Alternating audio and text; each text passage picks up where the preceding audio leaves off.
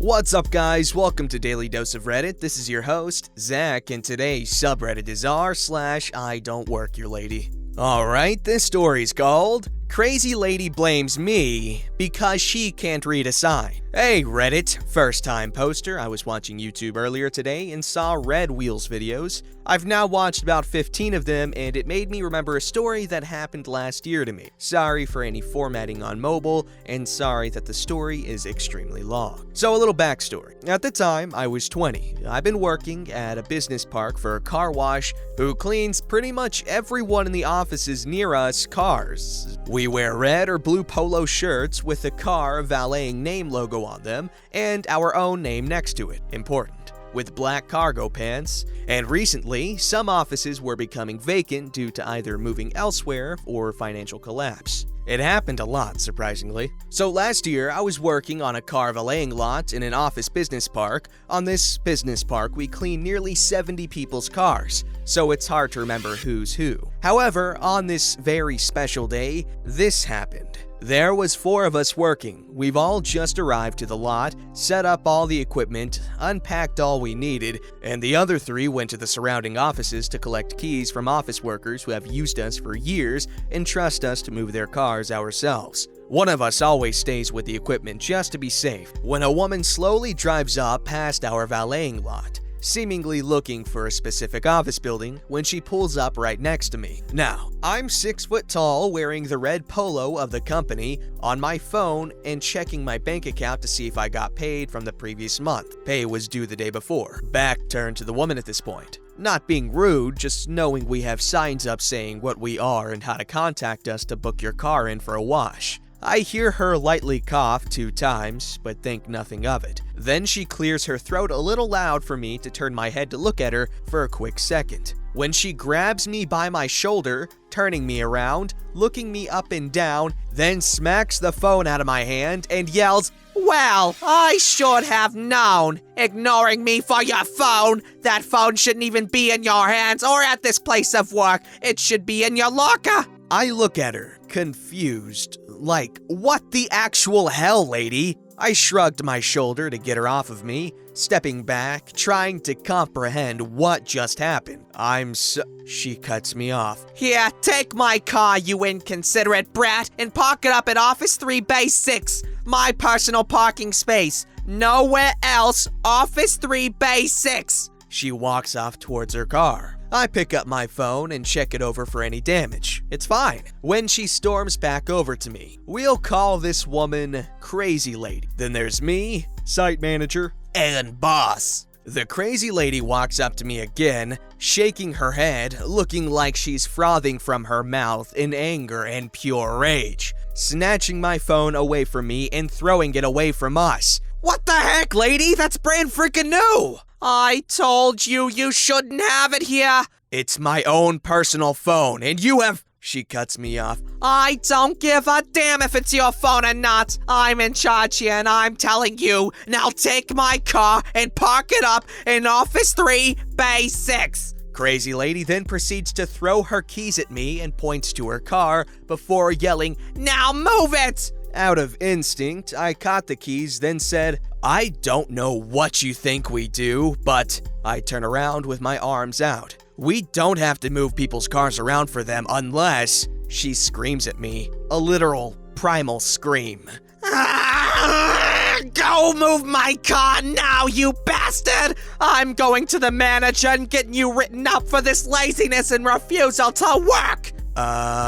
Listen, miss. Stop talking back to me and move the car!" At this point, the site manager arrives on the scene to check around all the offices, make sure everyone's okay, and see if there's anything that might need some work done so he can organize any repairs. He's a nice guy. I tried to explain again to the lady that we don't just move cars around for anybody and that they have to be booked in for a wash. Tried being the key word. When site manager approaches. "Hey, Sam." Not my real name. "Who else is on with you today, and do you have your passes this time?" "Hey, site manager, yeah, they're in the office." I point to our little shack where we take breaks and keep keys organized. And it's just me, boss, Brian, and John today. "Who the hell cares about that? Move my freaking car already!" Site manager looks visibly confused. Excuse me, who are you? Crazy lady then puts her hand over site manager's mouth and yells, "I'm first, wait your turn!" Then moves her hand and slaps site manager. "Now, move the car!" Site manager dropped to his knee, holding his face, when my boss comes running over. "What the hell just happened?" He immediately tries helping up site manager. "Finally, someone in charge and in control. These two men just insulted me and berated me for about 5 minutes. I just wanted my car moving into my..." She looks at me with a deathly glare. "Office 3, Bay 6 private parking spot, so I can go to a meeting. And these two just made me late, the foul-mouthed punks. They should be fired and kicked off this site." "Lady, why did you slap him? I saw it happen. And why would he move your car?" My phone pings from the floor. Boss turns around and looks. "And whose phone is that?" "It's my..." Crazy lady cuts me off again. "It's mine! That little bastard stole it and threw it on the floor, then continued to insult me with him." "Look, lady, I want you to take your keys back." He takes the keys from me and drops them on the floor in front of her. "And get the heck off my side, or I swear to God I will call the cops and screw your day up." Site manager never swears and is always polite. This came as a real shock to us all. "You can't tell me what to do! You're nobody, while me, I'm somebody! I run and manage this entire business park." "It's true, ma'am. He's the one in charge. I just run the valeting bay here." Boss went to pick up my phone during this and handed it back to me. "I believe this is actually yours as well, not hers, right? Unless she's got you on her lock screen." "Yeah, thanks." I quickly put it in my pocket. Crazy lady just stands there, dumbfounded, seemingly trying to process everything going on, before picking up her keys and dangling them in front of me. "Just go move my car, and I won't have to call the police." Site manager then grabs the keys and pockets them. "Ma'am, he's not moving your car, and in fact, you're coming with me till the police arrive. You've not only treated him," me, "like dirt, you clearly have something wrong with you, and even slapped me for no apparent reason. What was the office number again?" To me, "Office 3. "Oh, the newest one. Convenient. They're also 2 months behind on rent. That wouldn't have been your doing, would it?" To crazy lady. Boss calls for the police, moving away from the situation. "Wait, what do you mean you're waiting with me for the cops? I'm calling them on you!" "Did she hit you at all, or just me?" "No, just threw my phone. Twice." Site manager grabs crazy lady by her arm. "All right, ma'am, I'm placing you under citizen's arrest till the police come. You can come to my office and we'll show the officers the cameras and everything that's happened." Crazy lady slaps him again and tries running to her car, but her heel breaks off her shoe and she falls to the ground, screaming for help and that we're trying to violate her. Site manager helps her back up right as the cops arrive on scene, when boss says to me, "Come on, we've got work to do," and we walk away. About 2 hours later, the crazy lady gets put into a cruiser, kicking and screaming before yelling at me, "This is your fault!" Apparently, she kept resisting arrest in the office and denying everything, even though it was all caught on camera. A tow truck later arrived after they left with her and towed her car away. Crazy lady was never seen again to this day a year later. The site manager told us at the end of the day that she doesn't even work at that office or any office on that site and was truly just crazy. That is weirdly terrifying. Now I'm kind of in the mood to watch a really scary movie. Recommend some in the comments below. I'm hard to scare though. For example, I found The Conjuring kind of funny when they were all flying around the room and stuff. The Curse of La Llorona was kind of scary though. I liked that movie. I saw that in theaters. That was kind of creepy. Not scary, just creepy. Anyway, sorry, that was really off topic. This lady has obvious issues. Holy crap, did she forget her meds? I feel like that's something that could happen if someone doesn't take their meds. That could just be bad media representation, but I feel like some people actually do need medication in order to not act like this. This one's called Why I Love Being Autistic. Yes, English is my first language, and forgive me for I am on mobile. So, I am autistic, Asperger's to be specific, so I am high functioning, but still don't like dealing with groups of people larger than 7 or loud ones. Okay, now with that out of the way, let us begin. Cast is a short list. There's Karen. There's me, Loopy Looney, who has his genius moments. Security guard. So I was at the store going for some clothes and game cards, ran the games I had to death, and was currently looking at some candies for my younger brothers and sisters. It is probably a good time to mention that when I have a task to do, I tend to tunnel vision. This is also probably when the Karen decided to materialize next to me. Here is how the conversation went. Excuse me. Huh? Oh, sorry, what was that?